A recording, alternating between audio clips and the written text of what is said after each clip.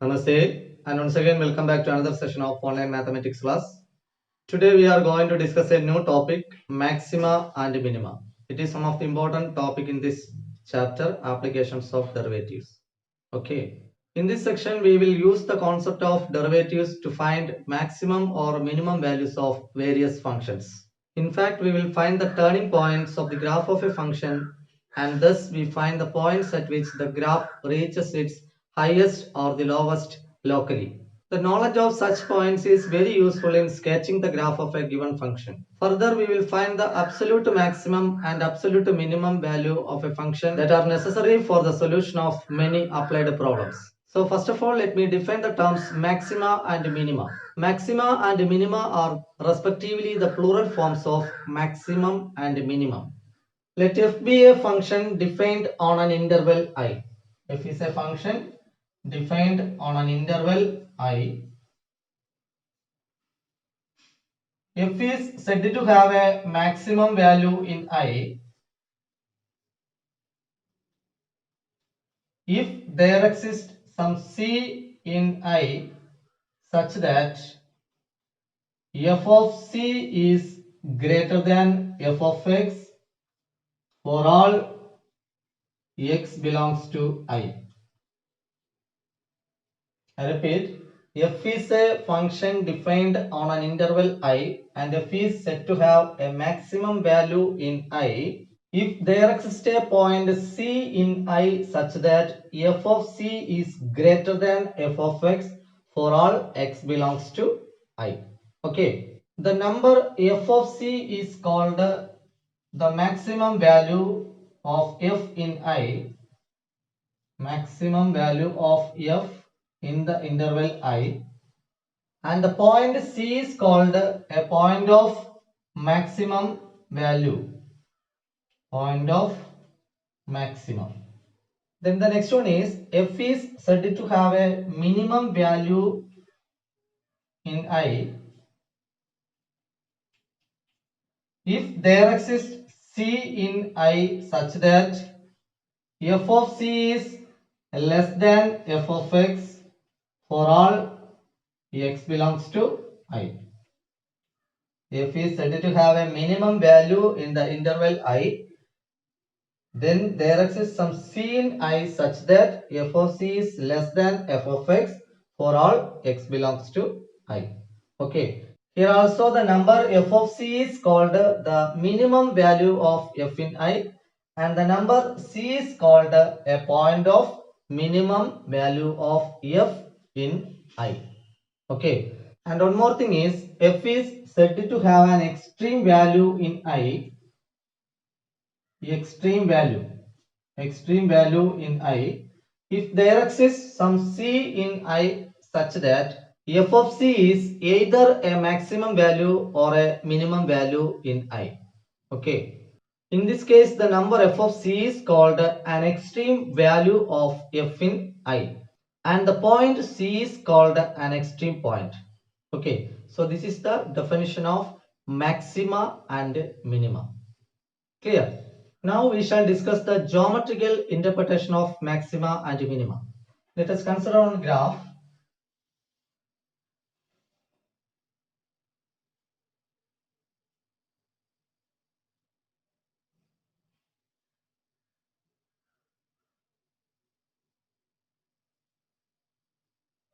So look at this graph. Here I mark the turning points on the graph as here the point A and mark it as B, then C, D, E and F. Okay. So these are the turning points in the given graph. Okay. Now observe that the points A, B, C, D, E and F on the graph. The function changes from increasing to decreasing and vice versa. Decreasing to increasing. That is why the points are called what? Turning points. Okay. So in this function, at the point A, the function attains its maximum value. Okay. In this point A, the function attains its maximum value. And here at the point D, the function attains its minimum value. Okay, here the function attains its maximum value, and at the point D, the function attains its minimum value.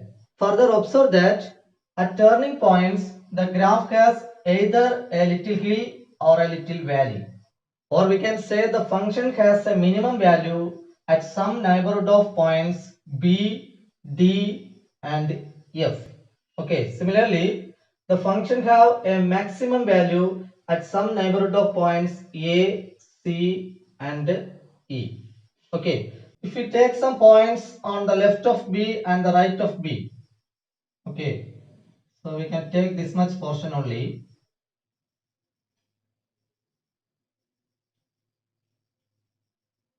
So in this neighborhood of points, that means in this portion, particular area,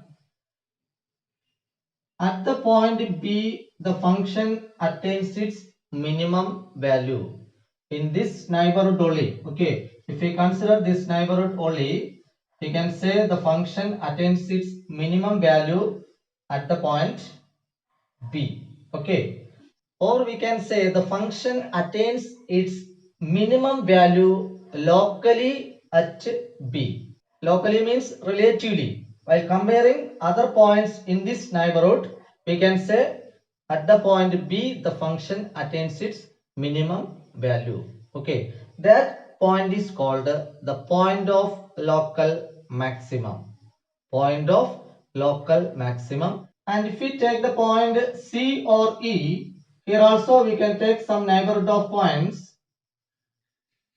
You can take this part only, this portion. So at the point E, the function attains its maximum value by comparing the other points. Okay. So here the function has a local maximum value. The function has a local maximum value.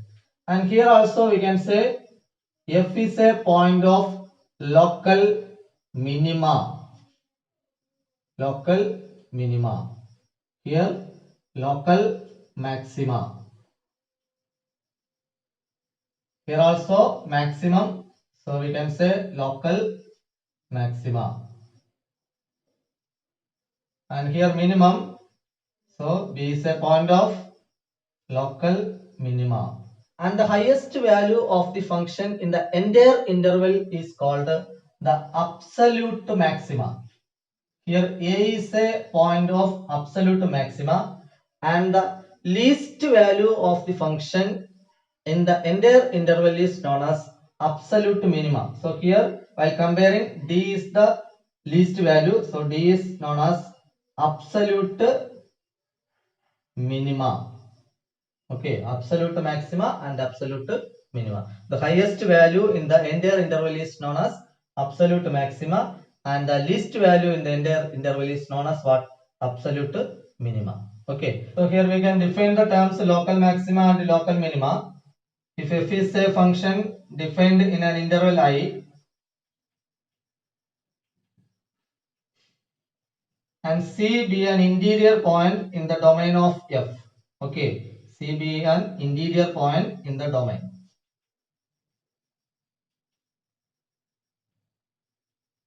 Then C is called a point of local maxima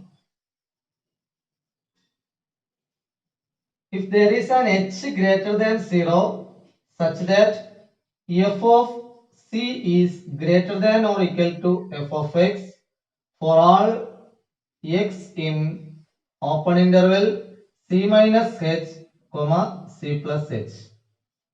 Okay, that means in a certain neighborhood.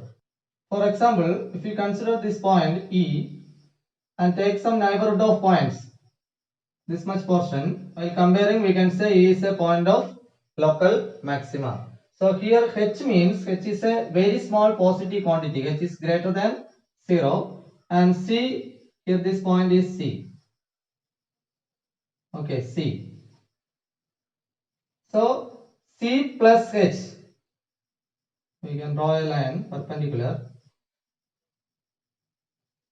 So the domain C plus H up to this part and C minus H up to this part. Okay, so C plus H, this is some C plus H and this is some C minus H. So in this particular interval, the value of f of c is greater than or equal to f of x. The value of f of c is greater than or equal to f of x. That means in this neighborhood of points at c, the function attains its maximum value. Here at the point E, the function attains its maximum value. And that point is called what? A point of local maxima. Similarly, we can define the point of local minima. We have to change the sign only. Okay. So we can say f is a function defined on an interval I and C be an interior point in the domain of f. And C is called a point of local minima. Local minima if there is an h greater than 0 such that f of c is less than or equal to f of x for all x belongs to open interval c minus h comma c plus h. Okay, f of c is less than or equal to f of x for all x in that particular neighborhood of points. For example, if we take the point B, the point B is a point of local minima. So in this neighborhood of points, at B, the function attains its relative minimum value or the local minimum value. At all other points, the value of f of x is greater than f of c. So here at the point B, the function attains its least value. Okay, so that point is called what? A point of local minima. Clear? And one more thing is, here we can say C is a point of local maxima or C is a point of local minima. And the value f of c, the value f of c is called the local maximum value or the local minimum value. Okay, if c is a point of local maxima, then we can say f of c is a local maximum value. And if c is a point of local minima, then we can say f of c is a local minimum value. Understood? Next one important definition is monotonic function. Monotonic function. By a monotonic function in an interval I, we mean the function f is either increasing or decreasing in I. I repeat, by a monotonic function in an interval I, we mean the function f is either increasing in I or decreasing in I. Okay, and two important points are every continuous function on a closed interval has a maximum and a minimum value. Every continuous function on a closed interval has a maximum and a minimum value. Okay, and the next one is every monotonic function assumes its maximum or minimum value at the end points of the domain of definition of the function. Okay, every monotonic function assumes its maximum or minimum value at the endpoints of the domain of definition of the function. Okay,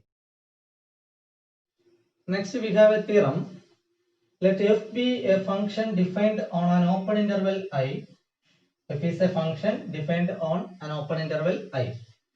Suppose C belongs to I be any point. C is a point in the domain of definition. C belongs to that particular interval. Okay. If f has a local maxima or a local minima at x equal to c, then either f dash of c is equal to 0 or f is not differentiable at c. Okay. If f attains its maxima or minima, local maxima or local minima, then we can conclude f dash of c is equal to 0. Otherwise, f is not differentiable at c. Okay. You can easily catch the concept from this graph. So in this point, the function attains a local maximum value, for example. Okay. So if we draw a tangent at this particular point, what happened? this tangent is parallel to x-axis. This tangent is parallel to x-axis. Tangent parallel to x-axis means derivative dy by dx is 0. Okay. So if the point here is C, then f dash of C is equal to 0. Dash of C 0 means the derivative is 0. Okay. So that is given in the theorem. Clear? Now we can discuss the first question in exercise 6.5. Find the maximum and minimum values, if any, of the following functions given by 4 sub-questions are given. We can discuss one by one. First one, f of x is equal to 2x minus 1 the whole square plus 3. Here we have to find the maximum or the minimum values.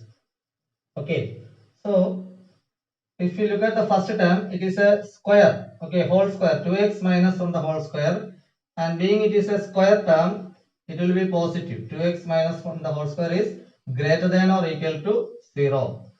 Since 2x minus 1 the whole square is greater than or equal to 0, for all x belongs to R.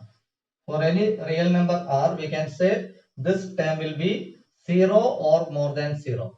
Clear? If x is 1 by 2, this becomes 0. And all other values, we will get a positive value. Okay.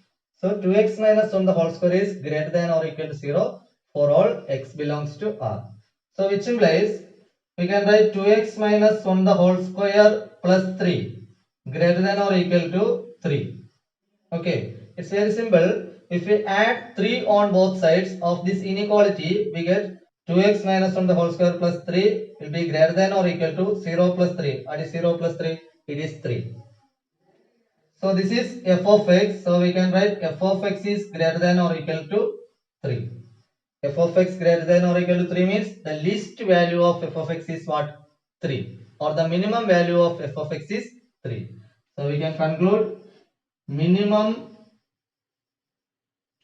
value is equal to 3.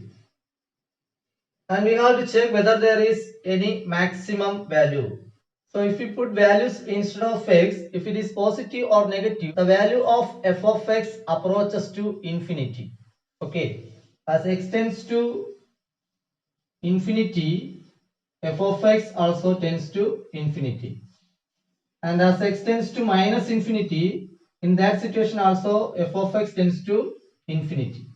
Okay, so we cannot say there is a maximum value. We can write these two steps in a single step. As mod x tends to infinity, f of x tends to infinity. Okay, this plus or minus infinity, we can write it in one step. As mod x tends to infinity, f of x tends to approaches to infinity. So we cannot say the maximum value. So there will be no maximum value. Clear? Here the minimum value of the function is 3 and there is no maximum value. Okay. Here the second sub question is f of x is equal to 9x square plus 12x plus 2. So here we can write 9x square, that is 3x the whole square, then plus 12x. We can add and subtract on 2. Okay, 2 plus 2 4, then 4 minus 2. Or 2 can be written as 4 minus 2. Both are same. Okay. If we group first 3 terms, we can write 3x plus 2 the whole square. 3x plus 2 the whole square. A plus b the whole square. A square. 3x the whole square. Then 2ab. 3 2s are 6. 6 into 2. 12x. Then plus 2 square. 2 square is 4. Okay.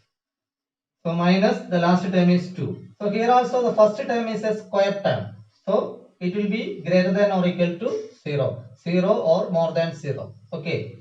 So we can write since 3x plus 2 the whole square is greater than or equal to 0. 3x plus 2 the whole square minus 2 greater than or equal to minus 2. That means we subtract 2 on both sides of the inequality. 3x plus 2 the whole square minus 2. Right side also 0 minus 2. It is minus 2. So now the LHS of the inequality is equal to what? F of x. Okay. F of x is 3x plus 2 the whole square minus 2. Clear? So we can write f of x is greater than or equal to minus 2, which implies the least value or the smallest value or the minimum value of f of x is what? Minus 2. Therefore, minimum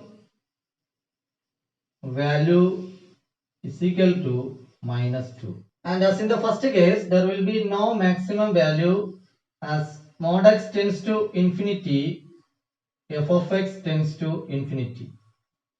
So there will be no maximum value.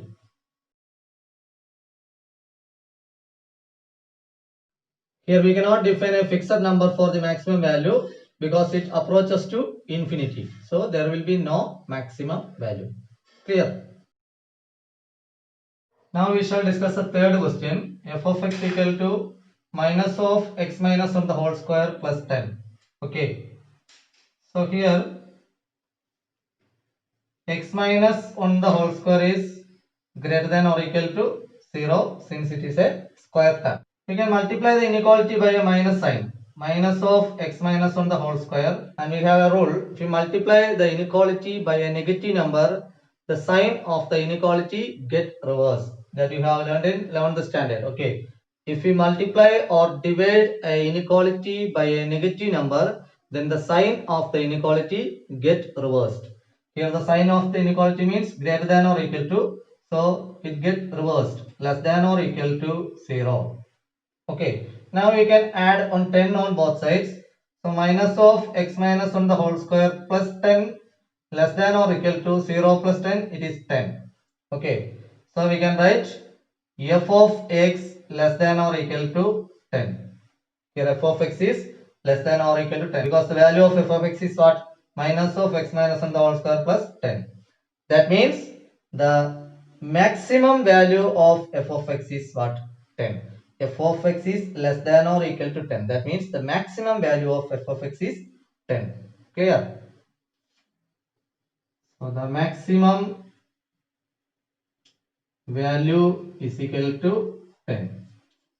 And as mod x tends to infinity, f of x tends to minus infinity.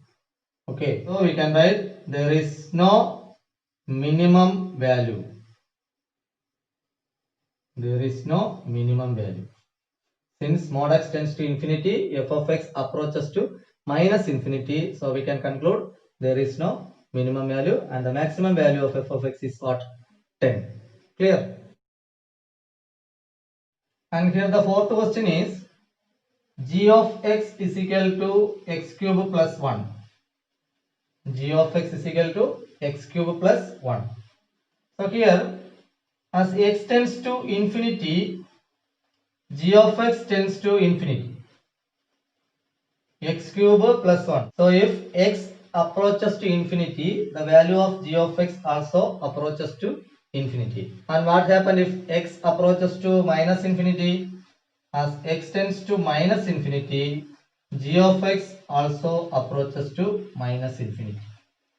Because minus cube is minus. Okay, minus 2 cube, minus 8, minus 3 cube, minus 27 and so on. Okay, so if x is a negative number, we will get a negative number as the answer. Okay, so as x tends to infinity, g of x tends to infinity, and x tends to minus infinity, g of x tends to minus infinity. So what we can conclude?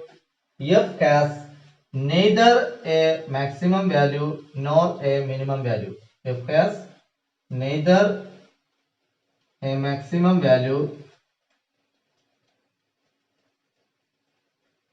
nor a minimum value.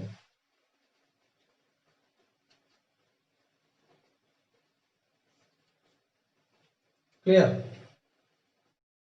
So that's all for today. Thanks for watching. Thank you.